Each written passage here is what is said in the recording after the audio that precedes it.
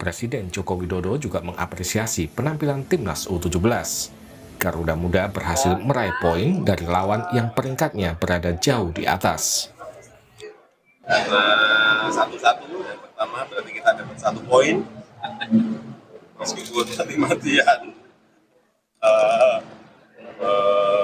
jaga agar gawang kita nggak pukul lagi pertama. Yang kedua memang rankingnya ini beda. Ekuador itu ranking 38 dan kita 145.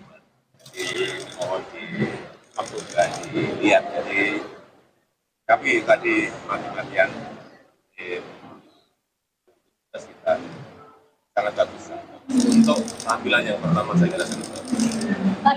Laga selanjutnya Indonesia akan menghadapi Panama. Pelatih timnas Bima Sakti menyatakan akan memperbaiki semua kekurangan timnas termasuk faktor fisik pemain.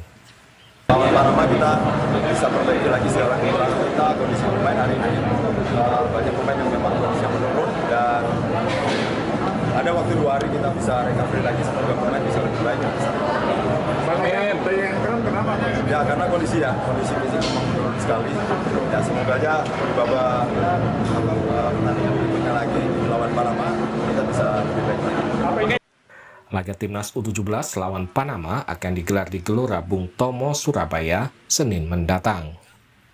Tim Liputan, Kompas TV.